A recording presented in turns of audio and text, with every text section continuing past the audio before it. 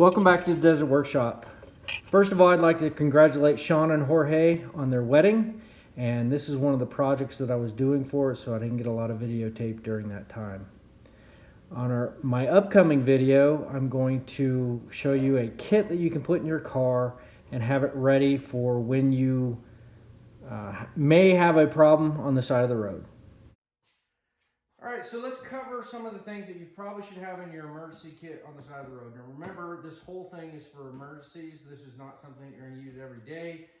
So therefore the quality in there is not as good because it's an emergency. That's what you're going to need it for. What gave me a great idea was my daughters were asking for a video on the roadside kit. I usually put a roadside kit on each one of my daughter's vehicles just in case they can't get a hold of me to come get them or they're in a different state. Well, I got this one back from my daughter that sold her vehicle and moved to the DR, so she's not going to need a roadside kit and it doesn't get cold enough to worry about that. So this is more for the cold weather. It also can happen if you happen to be in the rain. I'll show you that later. But some of the first things that I added to it was the Mylar blanket. This was used after races. A lot of times the runners will get these to keep them warm. They are great. They actually really do work. There's another blanket inside here that you can add with it if you're really cold or damp. Another thing would be a De-Icer. I know there's a lot of people that live in cold areas that get a lot of ice, so you may need that for your De-Icer. This one is for emergency only, is your tire sealant or inflator. If you really got to get somewhere and you have a flat tire, you could use that. There's also a pump in here I'll show you that you can, this is supposed to seal it. If you have a huge hole in your tire, this is not going to seal it. It's more for your nails or screws. Another thing added in there was a rag. You're always going to need a rag, so why not just keep it in your kit? This has a handy dandy little pocket in the back. You can put it in the kit so it's all together. You don't have to go searching through your car. And then of course, if you're in a really cold environment, I would not recommend keeping water in back there because it's going to freeze, and possibly when it thaws, it cracks these little cheesy bottles. But having water with you when you take is kind of nice. They do have bottles out there that even if they freeze and thaw, it's not going to hurt and crack. So recommend getting one of those in those really cold areas in the Northeast and Illinois, Wisconsin, stuff like that. I also added in a Leatherman. It's an old Leatherman, has screwdrivers, files, pliers, everything you're probably going to need besides a hammer.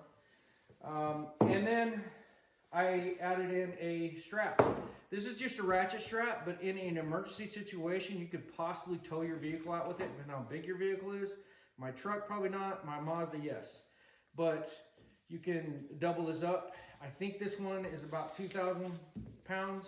You can tow with it. You can double it up. Hey, it's an emergency. You might as well try another one. So on the inside, you have a reflective triangle. So if you're stuck on the side of the road and you need some help or something, or you just don't want people to hit you, put this on top of your car. It's got little suction cups so you can put it on top of your car. Don't put it on the ground because nobody's going to see that. Going 55, 65, 75 miles an hour, they're not going to see that triangle. Another thing is a light. They give you a light in here. I don't think I would attach this to my head, but there's a strap for your head, and then you have, or I guess your arm. Then you have one that can go on the ground. It's got a little magnet on the bottom, and they also supply you with some AAA batteries. So far, these have not leaked, but just double check every year and make sure that these aren't leaking because you kind of need them. You might want to check to see if they work. Then you also have your tire inflation. Well, if your tire's flat, you probably already checked that, hopefully. All right, and then on the inside, they got a blanket. So you can add this blanket to the Mylar blanket and you'll be plenty toasty. But if you're not warm enough yet, you always have hand warmers. So put some hot hands in there. They last up to 10 hours. Okay, they're warmer than your freezing hands, but 10 hours is kind of excessive. I don't think they really last that long. But to keep those hand warmers, you can always put gloves on there. I would recommend not wearing these if you're getting around water because they will hold water. I think these are like polyester cotton blend, but nothing worse than wet, cold hands and frozen.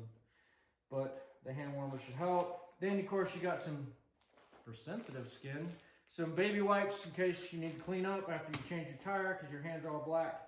Flushable wipes, you know that's going to happen too while you're stuck on the side of the road. This is why I said you always want to check your batteries. This one came this way, so I left it in here. But we will change these AA out. They're fully leaked acid, and I'll have to wash my hands after that. But what that was for is this battery charger, or the phone charger. It gives you the battery charger for your phone because you know your phone's going to give out. Hopefully you're not having two different problems at the same time, like a dead battery and a flat tire, because some of these things work with your battery. But in case your phone does die, which it probably will if you're stuck on the side of the road, this can help charge your phone or any other device if you want to watch a movie on your iPad. Then added in there is your tire inflator. This one will go up to 80 PSI. It says it goes up to 80 PSI. I haven't tried, but that should be any standard car tire you should be able to get with 80 PSI. I believe my truck tires are like 80.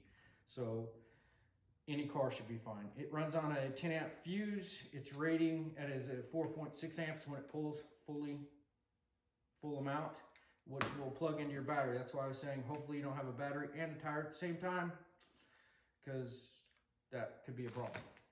But if somebody comes along and helps you and you have a dead battery, you can always use jumper cables, because who doesn't have jumper cables? Almost everybody that has a dead battery. So having your jumper cables in there is great. And then if it's raining where you're at, if you're up in the Northwest and it just rains and doesn't snow as much, they give you a rain poncho, so to keep you warm and dry. Then you can add the black blanket. Then also there's the little small first aid kit. Oh, you can definitely tell my daughter there's some lactase, so, you know, lactose intolerant. She's got that in there just in case. But then you've got your Band-Aids and everything, because you're more than likely you are going to cut your hand when you're working on your car, because these can, you know, pinch yourself. There's all kinds of things that can happen. So that's pretty much what's in this kit. You can add other things. I would recommend adding something to eat, like a granola bar, one of those Cliff bars, something like that. Add that to your kit, and you should be good to go for the whole winter. So hopefully this helped you. You can build your own kit. You don't have to buy one of these. You can probably build it cheaper. You can probably add better stuff, but it's just sitting there for an emergency. Remember, this is an emergency use only. I would not use these on your everyday things, except, you know, baby wipes or something like that. So hopefully this helped, and I'll see you on the next video. Thank you.